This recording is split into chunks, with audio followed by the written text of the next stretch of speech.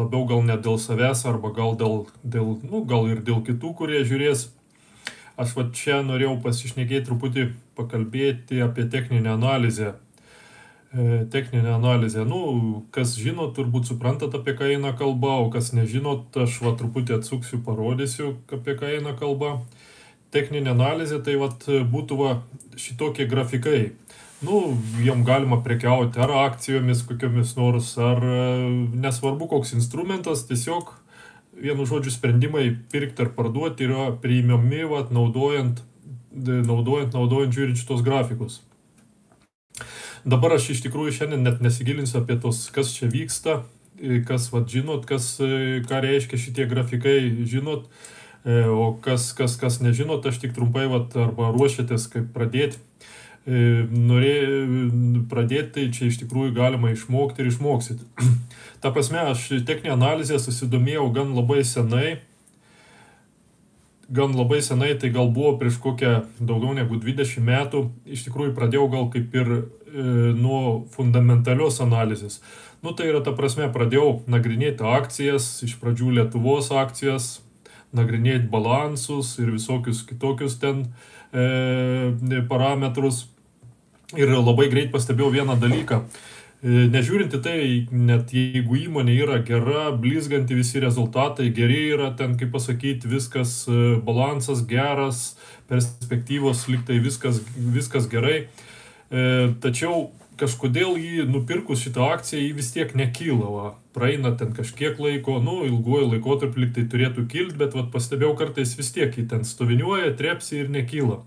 O kokia nors visai įmonė arba, nuimkim akciją, sakyt, kuri visai yra ten nulis, balansas tragiškas, ten visi indikatoriai, nėra ką žiūrėti, tiesiog grafikas eina stulpu į viršų ir kyla ir, kaip pasakyti, ir tada greit supratau, kad iš tikrųjų fundamentali analizė labai daug atima laiko nagrinėti ir, kaip pasakyti, ir iš tikrųjų ne viskas pasiseka labai neefektyviai ir tada perėjau prie techninės analizės. Techninė analizė šiaip dabar iš viso yra, kaip pasakyti, pasikeitę programinė įranga, tada, kai pradėjau truputį viskas kitaip buvo, reikėjo pirkti, reikėjo net indikatorius kai kuriuos pirkti, kitie indikatoriai net kainuodavo, kurie dabar ten, kaip pasakyti, net dėmesio nėra verti, kainuodavo net ir $10,000 kainuodavo indikatorių, tai toks istorija tokia buvo keista labai. Ir jeigu grįžtant prie techninės analizės atgal, ją galima iš tikrųjų išmokti gana greit, net gal užtektų geros savaitės, kad susipažint, kas čia kaip yra, kokie čia indikatoriai, ką jie daro. Ir net šiais laikais yra paruoštos visos sistemos, kaip su jom prekiauti, ką daryti. Ir iš tikrųjų tai, gan greit, Šiaip, visokių tų, aš vėl sugrįšiu į tą paveikslėlį. Šiaip tai visokių tų indikatorių yra ten pilna, visokių ten geresnių, blogesnių, ten esmė yra ta, kad nežiūrint koks tas indikatorius yra, tai yra vis tiek, jis 100% niekad ateities neparodys. Tai yra, jeigu galima sakyti kitais žodžiais, tai yra labiau statistika. Statistika arba galima sakyti, kokios tendencijos. Jeigu dabar žiūrim šitą grafiką, matom, kad tendencija yra kylanti. Čia labai daug nereikia supratimo, kainos kyla į viršų ir, kaip pasakyti, viskas gražu. Ir išmokus aplamai visus tos vidurkius, indikatorius, galima pasidaryti savo sistemėlę arba galima, kaip pasakyti, net kaip pasakyti, iš kitur, pasižiūrėti, kas naudoja. Bet aš norėjau ką pasakyti. Šita sistema, kurią arba jūs patys susikursit vėliau, arba, nežinau, kažkaip tai kitų žmonių sistema, tai nėra jokios problemos. Tai tikrai greit išmoksit, greit suprasit, kaip čia kas veikia. Problema yra kita. Net jeigu jūs susikūrus savo kokią sistemą, priešas labiausiai yra, psichologija yra. Nes, galima sakyti, veikia du tokie parametrai. Vienas veikia gobšumas, kitas baimė veikia. Pavyzdžiui, jeigu ir paimt paskutinį, vėl sugrįžtant apie savo trumpą istoriją, galima pasakyti, Va, čia vat aš irgi apie tą sistemą daug nesakysiu, bet vat čia yra Solano ir jeigu paimkim, va čia pagal mano sistemą, va čia buvo kažkur va čia nupirkta, ir aš vat grubiai į dabar iki šios dienos yra pakilus 240%. 240% pakilus yra. Ta prasme, šiuo atveju, kaip pasakyti, ką aš buvau nustatęs, sistema veikia 100%. Bet aš, kai pradėjau pirkinėti, pavyzdžiui, ten, man atrodo, buvo šitą Solana $10,000 ir iškart pasimato tokie skaičiai gan greit, dar susvertų, jeigu darant 30,000, $40,000. Ir tu, nors tavo taisyklės yra, kad tu negali uždaryti pozicijos, turi laukti, pavyzdžiui, kur aš rodau šitą liniją, kur kirs kaina iš viršaus, bet tu pradedi iš savo gobšumo arba, kaip pasakyti, iš baimės praras pinigus uždarinėti ir pradedi miksuoti šitoj vietoj. Ir, kaip pasakyti, išeitų taip, kad nors ir turi savo normalią sistemą, gerą, kuri veikianti, bet pasidarai pats savo priešas ir uždarai poziciją, o paskui, kai uždarai, vėl nebežinai, kur eiti, tai čia įvyksta labai daug atidarimų, uždarimų, vien todėl dėl tavo psichologijos, nors tu žinai aiškiai, kad to tau nereikėjo daryti, nes pagal mano sistemą, nes čia buvo atidaryta kažkur, iki šios dienos dar jos nereikėjo uždaryti, aš jau čia kokią daug sykių uždarinėjau. Tai čia iš vienos pusės gal, kaip pasakyti, ne tiek tos baimės ir gobšumas mane veikia, bet gal labiau toks, kaip pasakyti, nes aš čia nėra mano tas pagrindinis darbas, bet dirbant kitą veiklą, pasižiūri, kažkoks įtampa būna, dirbant pagrindinį darbą, čia kažkaip uždarėjai, čia gal jau užtenka, čia gerai, čia nebeaugs, ar čia vėl, tokių sprendimų ir tai šiuo atveju, tai kai tu sugalvoji sistemą, tai turėtum būti labiau tavo protas, toks turėtų būti kai kompiuterio protas. Jis turi neleisti tau jokių daryti kitų veiksmų apart tas, kas yra nustatyta. Kaip algoritmas nustatyta ir baigta. Tai aš manau, kad jūs bet kas arba jau dirbat, arba kas ruošiatės pradėti, tai techninė analizė gana greit išmoktumėt. Ir aš manau, kad ir savo sistemą susikurtumėt gan greit, nes, gal kažkiek užtruktų laiko panagrinėti grafikus, pažiūrėti kažkokį instrumentą, bet išmoktumėt. O šitą pačią, imkim tą psichologinę, tą būseną, tai iš tikrųjų tai yra labai ilgas kelias ir gali būti jis neįveikiamas. Nes yra toks posakis keistas, kad jeigu nemoki prekiauti, tai vienu žodžiu tada eini kitus mokyti. Šituose žodžiuose yra iš tikrųjų daug teisybės, net kartais gali būti žmogus iš tikrųjų išmokęs yra tos visus indikatorius, jis iš tikrųjų net žino, kaip kas veikia ten iki smulkmenų, kaip pasakyti, viską išmokęs, kaip ir man kažkokiam etape buvo, aš kažką žinojau, kažką jau pamiršau, bet aš kaip minėjau, tai nėra esmė yra tikrai pagrindė psichologijai. Tai čia toks vienas momentas būtų, tai ta prasme, jeigu iš tikrųjų kas ruošiatės, yra du parametrai. Sugalvoti savo sistemą ir kitas dar, rizikos valdymas. Ta prasme, turit, pavyzdžiui, nesvarbu, ar tai 1,000 eurų, ar tai 100 eurų, ar 10,000, jūs nustatėt, kiek savo galit leisti rizikuoti. Pavyzdžiui, nusprendėt, kad galit nuo savo depozito rizikuoti 10%. Tas 10%, aš šiaip iškart galiu pasakyti, kad yra labai daug, bet kitas tai reiškia kelius dalykus. Pirma, tai reiškia, kad tu gali 10 kartų suklysti. Nes vienas iki suklydus tu praradai, pavyzdžiui, jeigu atsidarei nuo 1,000 eurų, praradai 100 eurų ir paskui atidarai kitą poziciją, dar 100 ir nebelieka. Čia ne visai tiksliai taip, bet konkrečiai taip. Jeigu vienu žodžiu, ar gali būti, kai 10 kartų iš eilės suklysti? Tai iš tikrųjų gali būti, bet gali būti ne todėl, kad sistema bloga ar kas, bet todėl vėl, kad neišlaikai savo psichologijos. tas dar rizika, tas reiškia, vat, nustatyta tavo dar kitą dalyką. Antras momentas yra. Rizika taip pat reiškia, aš truputį vėl atsuksiu grafiką, reiškia, kad tu irgi negali leisti įeiti į poziciją, jeigu matai, kad kaina yra nutolus labai nuo tavo taisyklių. Vat, pavyzdžiui, jeigu išrodau čia, vat, aš galiu įeiti į savo poziciją, kad vat, kaina jau labai arti šitos violetinės linijos. Tai va, ta prasme, imkim, aš kitų nevardinsiu, bet šiuo dėl taisyklės.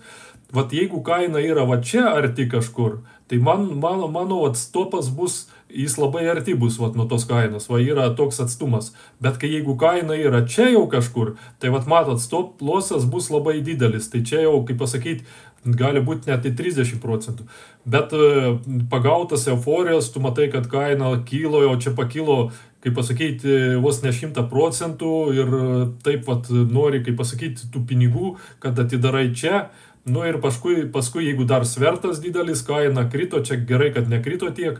Arba, pavyzdžiui, čia būtų gerai. Tu pagautas euforijos, jau čia matėjai pakilo 200%, atidarėjai ir kaina tada iškart krito, žemyn krito. Tai ta prasme ir tu net gali, kaip pasakyti, visą depozitą sudeginti, nes jeigu tu destopo nepadėjai, tai problema. Tai vat panašiai taip, tai vat šitą riziką turi du dalykus, tu vat žinai, kiek tu gali sau leisti rizikuoti ir antras dalykas, tu save kontroliuoji, kada tu gali įeiti į poziciją. Tai aš manau, va tokie, šitas gal dalykas būtų net pats svarbiausias, pradėti nuo rizikos valdymo. Tai šiaip aplamai standartiškai yra, kad tu gali leisti savo rizikos, aš čia 10% pasakiau, bet net toli gražu, gali leisti savo panašiai apie 3%, 2%. Tai ta prasme, tu turi atrasti tokio įėjimo tašką, kad tau užtektų praradimo 2-3%. Jeigu tu nerandi tokio taško, tai iš tikrųjų turi pagalvoti, ar dabar verta įeiti, nes tai gali būti dažniausiai, kaip aš ką tik rodžiau, kad kaina yra labai toli nuėjusi ir paskui turėsi problemų. Tai va viena. Tai čia aš dabar iš tikrųjų, jeigu šneku apie tokį, kaip pasakyti, tą prekybą, ne day tradinimas. Tai yra prekyba, kuri, pavyzdžiui, čia yra dieninės žvakės. Tai šitas, jeigu visas laikotarpis, jeigu pažiūrėti, čia jis prasidėjo, daleiskim, nuo spalio 14 ir dabar jau yra, artėja nauji metai, matot, koks ilgas laikotarpis. Tai čia yra privalumas, kad tų sprendimų nereikia taip dažnai priiminėti. Tu turi iš tikrųjų laiko labai daug pagalvoti, čia vėl ne day tradingas, tu gali galvoti dieną, 2 dienas, ką tau daryti. Tai čia yra iš vienos pusės gerai, iš kitos pusės ir blogai, nes vėl tave pradeda, kaip pasakyti, spausti psichologija. Tai iš vienos pusės tu jau daug uždirbai, gal tau pradedi galvoti, gal tau pakanka, kaina iš tikrųjų labai pakilo, tai gal jau iš tikrųjų nebekils, ten. Ir vėl esi, jeigu praeitį turės daug praradimų, arba, ir vienu žodžiu tu pradedi su savim, kaip pasakyti, kovoti. Tai antras būtų rizikos išmokti iš tikrųjų, nežinau kokiu būdu, jeigu tai įmanoma išmokti, tai kontroliuoti savo psichologiją. Kai kam gali pasirodyti, kad čia iš tikrųjų tai nesunku, aš čia kietas, aš čia sukontroliuosiu save, viską padarysiu, ir iš tikrųjų taip gali būti. Taip gali būti, kaip minėjau, nes todėl, kad mes esam skirtingi. Vieno žmogaus gal tie smegenys yra labiau panašus kaip roboto smegenys, tai jis iš tikrųjų, nors ir nebūdamas labai stiprus toj techniniai analizai, žymiai geriau susidoros su tuo, kaip aš, kuris net virš 20 metų ją moka, nes psichologija labai svarbu. Tai jeigu tu esi įvaldęs psichologiją ir riziką savo, tai iš tikrųjų jau labai dideli šansai, kad turi daug laimėti. Tai čia būtų apie šitą prekybą. Norėjau šnekėti apie day tradinimą, bet aš turbūt gal kitas iki kada nors, čia kita tema. Ir dar norėjau, baigiant į pabaigą, pasakyti apie pačią techninę analizę. Tai aišku, dėl įdomumo pradžiai visi norėsit kas vat pradėsit išsiaiškinti daug tų indikatorių sudėtingų, tos jūsų sistemos bus tokias, kaip pasakyti, šedevrai tokie, ta prasme, šedevrai ten pribraižysit, vat čia galima jungti kažkokių, vat pribraižysit, jis atrodys ten pats nebesuprasti, kas čia kas vyksta. Tai aš lenkiu prie to, kad vienu žodžiu sistema nėra labai svarbu, kiek tų indikatorių čia bus. Esmė yra ta, kad kuo paprastesnė sistema, tuo geriau. Nes, vat, kaip minėjau, techninė analizė nėra, kaip pasakyti, tokia panacėja, kad būtinai va taip ir įvyks. Tai yra tik paprasčiausiai veidrodis jau vykstančios vat, tendencijos arba kainų kilimo, kritimo arba kas vyksta. Ir tu vienu žodžiu dalyvauji šitoj tendencijoje, bet kokiu momentu viskas gali pasikeisti. Ta prasme, šitas rinkos gali veikti, bet kas gali veikti, karas, ten dar kažkokia informacija. Ir tikrai siūlyčiau, aišku, tai dėl įdomumo galit panagrinėti visus indikatorius, dar ten visokių mistinių būna tų indikatorių dėl įdomumo, bet pirmiausiai pradėkit nuo rizikos ir su psichologija tvarkantis ir susikūrę labai paprastą savo sistemą, tikrai, kaip pasakyti, viskas pasiseks. Viskas pasiseks. Tai o aplamai kaip pasakyti, apie kokius rinktis instrumentus, ar ten kriptovaliutom prekiauti, ar akcijom, šiaip tai iš tikrųjų nėra labai didelio skirtumo. Skirtumą jūs iš tikrųjų net pajusit patys, nes pavyzdžiui, vienas instrumentas, kažkokia nors akcija, ten aš žinau, kokia Lietuvos ten paimti kažkokią akciją, ji ten stovi ilgai ir nejuda visai, nei į viršų, nei į apačią. O šitą traderiui tai yra, kaip pasakyti, pagrindinė problema. Nes jeigu tau kuo mažiau judesio, nieks nevyksta ir, kaip pasakyti, tau šitas instrumentas netinka. Ir tarp pat, pavyzdžiui, su kriptovaliutomis, ten koks bitkoinas, jis taip juda, tokie judesiai, ten jis, kaip pasakyti, taip reaguoja į kažkokius tavo indikatorius. O kita kriptovaliuta, taip šokinėja, kaip kokia išprotėjus beždžionė, ir tu matai, kad ten, praktiškai tu nieko negali padaryti, tik tai, gali sužaisti, kaip sudalyvauti kažkokiam kazino. Tai ta prasme, pradėti nuo to, kad išnagrinėti, ką reiškia šitie grafikai, kaip paprasčiausiai, paskui susikurti savo sistemą ir paskui pradėti nagrinėti, su kokiais instrumentais norit, kaip pasakyti, prekiauti. Instrumentais aš turiu galvoj, ar tai akcija kažkokia, ten Apple, nesvarbu, kas ten būtų, kokios tinka, ar tai bitkoinas, ar dar kažkas, tai iš tikrųjų čia net nebėra skirtumo. Tai iš tikrųjų čia norėjau, kaip pasakyti, akcentą pastatyti apie prekybą. Čia vėl eina, pasikartosiu, bet tas pats, aišku, galiotų ir day tradingui.